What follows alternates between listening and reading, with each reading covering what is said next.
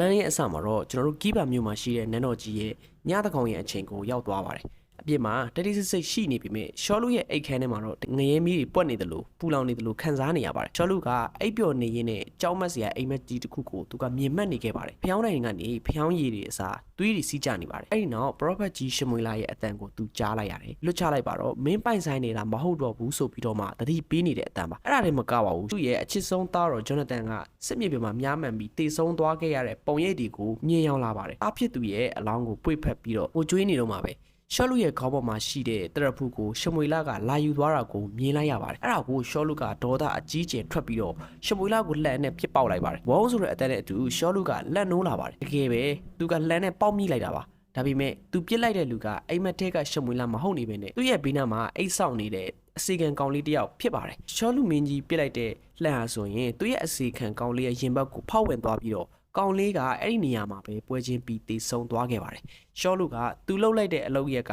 ကမာကြီးမားနေပြီဆိုတဲ့အရာကိုတွေးမိပြီးတုံလို့ခြောက်ချားသွားပါတယ်ရသခင်ရဲ့ဝိညာဉ်တော်ကထွက်ခွာသွားပြီးတဲ့နောက်ပိုင်းမှာသူ့စီကိုမကောင်းဆိုးဝါဝိညာဉ်တွေနှောက်ယှက်နေပြီဆိုတဲ့အရာကတိတာထင်ရှားနေပါတယ်မိဖုရားကြီးအဟိနောင်ကအခန်းထဲကိုဝင်လာပါတယ်သူ့အိမ်ထဲမှာလဲနေတဲ့အစီခံကောင်လေးကိုကြည့်ပြီးတော့ကြောင်တော်ဖြစ်နေတဲ့ခင်မွန်းတဲ့ကိုမြင်လိုက်ရတဲ့အခါမှာတော့မိဖုရားကြီးကချက်ချင်းပဲအချီနီကိုထိန်းချုပ်လိုက်ပါတယ်သူမကအကြောက်လန့်တကြားအော်ဟစ်မနေဘဲနဲ့ဒီကိစ္စကိုဘယ်သူမှမသိအောင်ဖုံးပြီးဖို့ကြိုးစားပါတော့တယ်မိဖုရားကြီးအဟိနောင်ကတေဆုံးသွားတဲ့အစီခံရဲ့မိခင်ကိုနန်းတော်ထဲကိုလိန်ညာခေါ်ဆိုခဲ့ပါတယ်မင်းရဲ့သားကဘရင်ကြီးကိုလှုပ်ကြံမဲ့လူသက်သမားလက်ကနေကာကွယ်ရင်းနဲ့သူရဲကောင်းဆန်ဆန်တေဆုံးသွားပါတယ်ဆိုပြီးတော့ပြောခဲ့ပါတယ်အဲ့ဒါအပြင်ကိုမှငွေကြီးအမြောက်များနဲ့ပြီးကမ်းပြီးတော့နှုတ်ပိတ်လိုက်ပါတယ်ဒါကနန်းတော်ရဲ့ဂုံတိတ်ခါနဲ့ရှောလူရဲ့အာဏာတည်မြဲရေးအတွက်ဘလို့မတရားမှုမျိုးမဆိုမိဖုရားကြီးကဖုံးကွယ်ပြီးမယ်ဆိုတဲ့လမ်းစာပဲဖြစ်ပါတယ်ဒီလိုနဲ့ရှောလူရဲ့စိတ်ယောဂအခြေအနေကပုံမဆိုးရွားလာတာကိုတွေ့ရမှာပါမိဖုရားကြီးကနောက်ထပ်အနေရများတဲ့ခြေလန်းတလန်းကိုလှမ်းဖို့ဆုံးဖြတ်လိုက်ပါတယ်ဒါကရှောလူကိုယ်တိုင်တိုင်းပြည်ကနေနှင်ထုတ်ထားတဲ့နက်ကတော့တနည်းအားဖြင့်ဆုံးမတွေကိုပြန်ရှာဖွေဖို့ပါသူမကစစ်သူကြီးအဘနာကိုခေါ်ပြီးတော့တိတ်စိတ်စီစဉ်ခိုင်းပါတယ်အဘနာက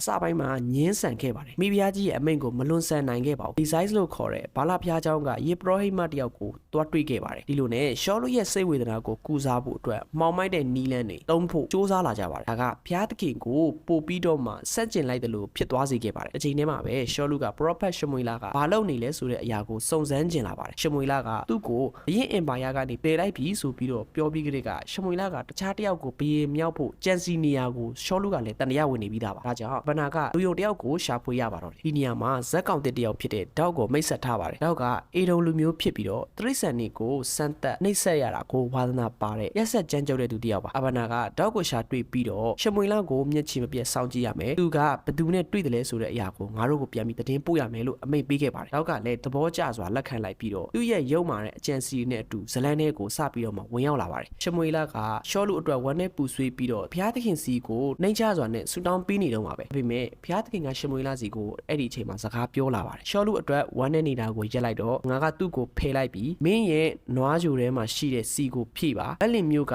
ရေရှဲစီကိုသွားပါသူ့ရဲ့သားတွေကတယောက်ကိုဘရင်အဖြစ်ငါရွေးချယ်ထားတယ်လို့ဖះကမိန့်တော်မူခဲ့ပါတယ်အဲ့လိုနဲ့ရှမွေလာကအတော်လေးကိုတုံးလို့သွားပါတယ်ကျွန်တော်ဘလို့သွားနိုင်မှာလဲရှောလူကြားရင်ကျွန်တော်ကိုတတ်ပါလိမ့်မယ်လို့ပြန်လျှောက်ခဲ့ပါတယ်ဒီလိုနဲ့လက်ရှိဘရင်ကြီးကအသက်ရှင်လျက်နဲ့နောက်ထပ်ဘရင်တစ်ပါးကိုဗိတ်သိက်ပေးတာကလည်းနိုင်ငံတော်ပုံကံမှုမြောက်ပါတယ်ဆိုပြီးပြန်လျှောက်ခဲ့ပါတယ်ဒါပေမဲ့ဘုရားသခင်ကရစ်ပူဇော်ဖို့သွားတယ်လို့မျိုးဟန်ဆောင်ဖို့တန်းညွန်လိုက်ပါတယ်ဒီလိုနဲ့ရှမွေလာကသူ့ရဲ့တပည့်လေးတယောက်ကိုခေါ်ပြီးတော့ဘက်လက်မျိုးစီကိုထွက်လာခဲ့ပါတယ်လမ်းမှာပဲဒေါက်ကသူတို့ကိုတိတ်တဆိတ်နောက်ရောက်ခံလိုက်နေတာကိုတော့ရှမွေလာကမသိခဲ့ပါဘူးဒေါက်ကနော်ဘာမြို့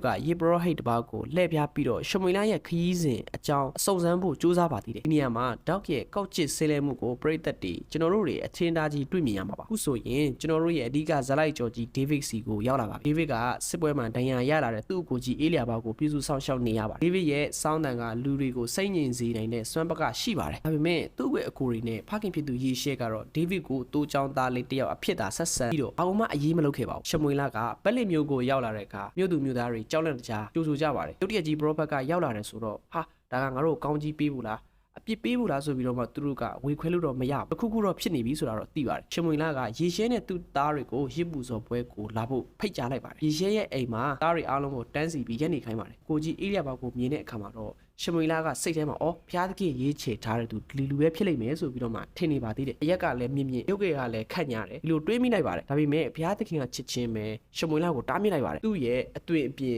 ရုပ်ရည်ကိုမကြည့်ဘဲနဲ့ငါသူ့ကိုမရွေးချယ်ထားဘူးလို့ပြောပါတယ်လူတွေကအပြင်ပန်းတဲ့ကိုကြည့်တယ်ပြီးမဲ့ထာဝရဘုရားကတော့နှလုံးသားကိုပဲကြည့်တယ်ဆိုတဲ့ကျမ်းစာအတိုင်းမှာယေရှဲသား9ယောက်စလုံးရှိမှာရှမွေလာကဖျက်လျှောက်သွားပြီပဲဘသူ့ကိုမှဘုရားသခင်ကမရွေးချယ်ထားဘူးဆိုတာကိုသိလိုက်ရပါတယ်ရှမွေလာကအံ့ဩကြီးစွာနဲ့မင်းရဲ့သားဒီ9ယောက်ပဲရှိကြတာလို့မေးလိုက်ပါတယ်အဲ့ဒီတော့မှယေရှဲကအငယ်ဆုံးသားဖြစ်တဲ့ဒေးဗစ်ကျမ်းမှာသိတယ်လို့သူကပြန်ပြီးရှောက်ခဲ့ပါတယ်ဘယ်မှာရောက်နေတာလဲဆိုမေးတော့သူကတောထဲမှာသူ့เจ้าနေပါတယ်လို့ဖြေပါတယ်ရှမွေလာကလည်းသူ့ကိုမရောက်မချင်းငါတို့ဘာမှမစားဘူးငါဘာမှမလုပ်ဘူးဆိုပြီးတော့မှအမိန်ပေးလိုက်ပါတယ်တွေ့မြင်ကနေပြေးလာတဲ့ဒေးဗစ်လေးကိုကျွန်တော်တို့တွေ့မြင်ရမှာပါဇဗေနီမျက်လုံးတောက်တောက်နဲ့ကျမ်းမာတန်ဆန်းတဲ့လူငယ်လေးပါသူကအိမ်ထဲကိုဝင်လာတဲ့တပြိုင်နက်ဖျားသခင်ကရှမွေလာကိုထလောဤသူပေသည်သူ့ကိုဗိသိက်ပေးလို့မိန့်တော်မူပါတယ်အဲ့ဒီချိန်မှာအခန်းထဲမှာအားလုံးကတိတ်တိတ်ဆိတ်ငြိမ်သက်နေကြတာပါရှမွေလာကဒေးဗစ်ရဲ့ရှေ့မှာဒူးထောက်လိုက်ပါပြီးတော့နွားကြိုတွေကဗိသိက်စီကိုထုတ်ပြီးတော့ဒေးဗစ်ရဲ့ခေါင်းပေါ်ကိုလောင်းချလိုက်ပါတယ်ချွေအောင်စီတွေဒေးဗစ်ရဲ့သပင်ပေါ်ကနေမျက်နှာပေါ်ကိုစီးကျလာတဲ့အမြထူးခြားတဲ့အချိန်ဝါတစ်ခုကပတ်ဝန်းကျင်တစ်ခုလုံးကိုလွှမ်းခြုံသွားပါတယ်အဲ့ဒီအချိန်ကစပြီးတော့ဖျားသခင်ရဲ့ဝိညာဉ်တော်ဟာဒေးဗစ်ပေါ်မှာအားကြီးစွာတက်ရောက်လာပါတယ်ဒေးဗစ်ကိုယ်တိုင်က